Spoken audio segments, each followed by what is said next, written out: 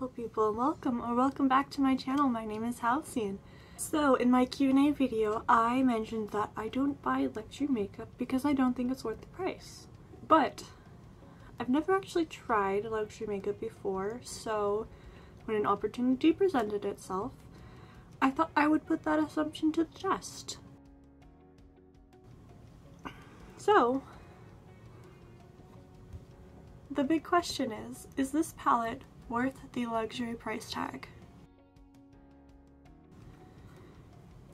In this video I'm going to be using one on each eye because I just want to compare the formulas. I don't think they're dupes or anything, I just like to add to my mental encyclopedia of eyeshadow formulas. So Natasha Denona is not normally a brand that I buy from. The only reason really is the price. I have nothing else against the brand.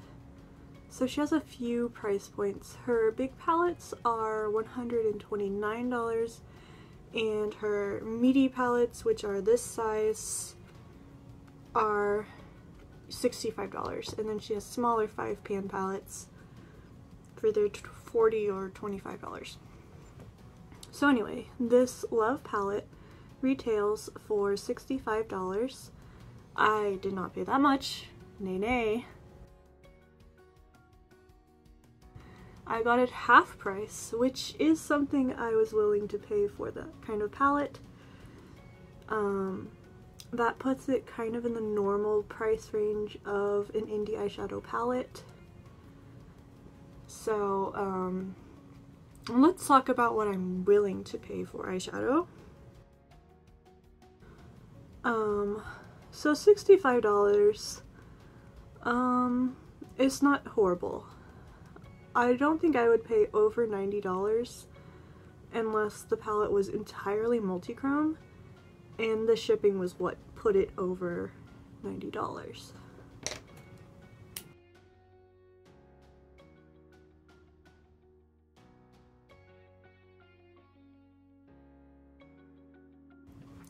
But that is my absolute upper limit of anything I would buy myself.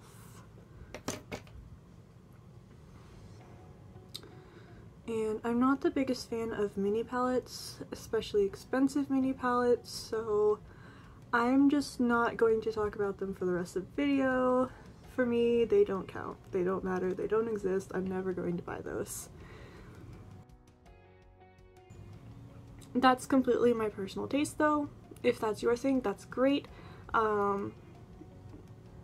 Like, it's not anything against the palette, it's literally just personal taste. So basically, within Natasha Denona, I would really only consider the $65 price point palettes. So it's reasonable, but it is still very expensive. Therefore, I would have very high expectations. I do have high expectations. The only palettes that I own right now in that price range are the two palettes from Adept, Ninhydrin and Plain Jane, Melt Vita. This is my only Melt palette. And I also have Alien All I Ever Wanted. That palette isn't shipped to me yet, but I did order it. It is a 20-pan duochrome eyeshadow palette, like it is entirely duochromes. So the Adept and the Alien palette are duochrome palettes basically, and I feel like that justifies the price point. So really what I'm comparing the Natasha Denona palette to here is Melt. So for Melt palettes, this is the brand that I feel like it has to have a really strong justification for the price.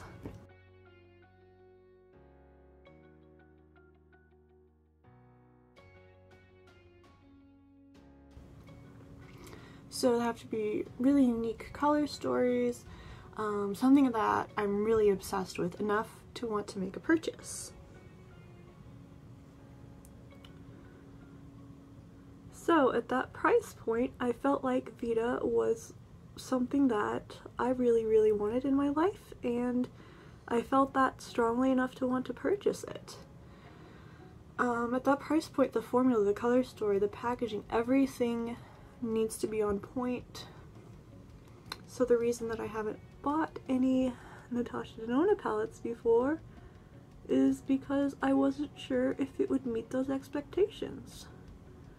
I had never tried the formula before, and while I hadn't also tried melts, the color story was just so fantastic and the reviews were really good, so I took that chance. And Natasha Denona formulas people have very split opinions on. It's with Alien, I've tried their special formulas in other palettes, so I felt completely justified in that purchase. I'm generally happy with anything sparkly, shifty. I've never had issues with indie duochromes so far.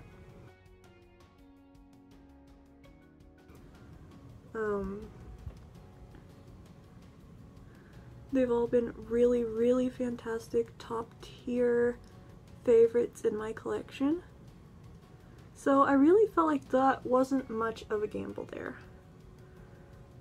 I knew basically what I was getting into, and very happy with the outcome.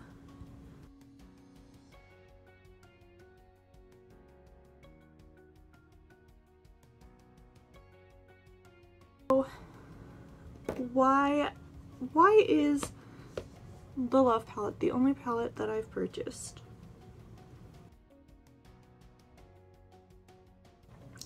Is a good question, is a great question. It's the only color story that has really interested me. But it didn't interest me enough to purchase it for full price. Because while I don't have a dupe for it, I do, as you can see, have very similar tones in other palettes. So while it was cute and I did like the color story, I didn't feel like it was something that my collection would be super missing out on. However, at the $35 or $32 or whatever I paid for it price point, I felt like that was justified. And I was actually really glad to be able to try it at that price point, because if I didn't like one of the formulas or a few of the shades, it would be okay, because I hadn't paid the full price point and I wouldn't feel like it was a waste.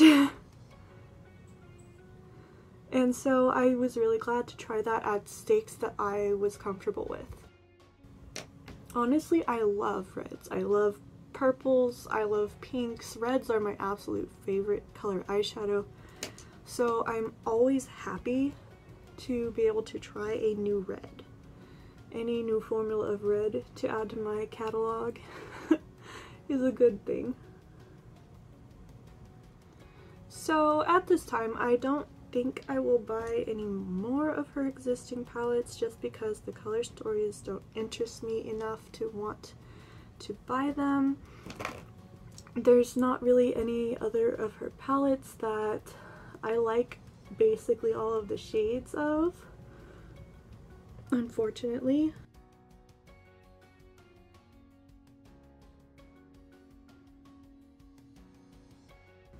But I'm not counting out further future releases that she might have.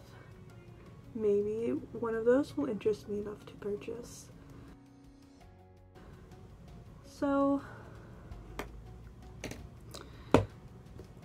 the burning question is Natasha Denona worth the money?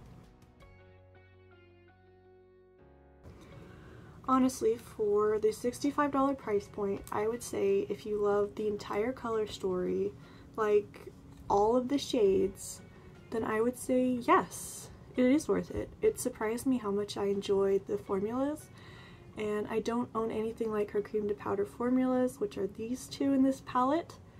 Not in this look, but in a previous look I tried this purple, and I found it very nice to work with. I was definitely harsh in evaluating this palette, but it did impress me.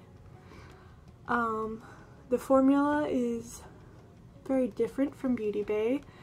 Beauty Bay's formula is very, you get a lot of pigment at, like, in the first, when you first put it down, and Natasha Denona's is more buildable, but they do reach about the same opacity. Like, you can't really tell a difference between these two eyes, in my opinion. So both of the palettes have mattes that are very easy to blend out and give a lot of pigment. There's, I love the sparkle in this. It's very pretty. And I love the shine in this. So I'm very happy. I love both palettes, honestly.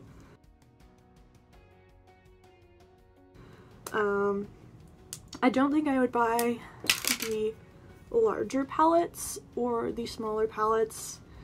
The only exception is maybe if they went on deep discount. But there is a possibility I would purchase a $65 palette full price. It would have to really wow me though. So TLDR, too long, didn't read, didn't watch. Yes, I do think it's worth it. But really only for the meaty size palettes. This size palette, which is her middle size, and only if I would use all the shades. But yes, I do think it's worth it. It's a wonderful palette. It's very cute, and I definitely want to use it a lot more. Thank you so much for watching, and let me know what you think about Natasha Denona and her formulas, and what's your favorite Natasha Denona palette if you've tried her. On Instagram, I post looks that I don't film or just bonus content in general. It's not all makeup, a lot of it is though. My Instagram will be on the screen. If you enjoyed this video, please hit that like button. Maybe consider subscribing if you want to see more content from me. And thank you so much for watching. Bye!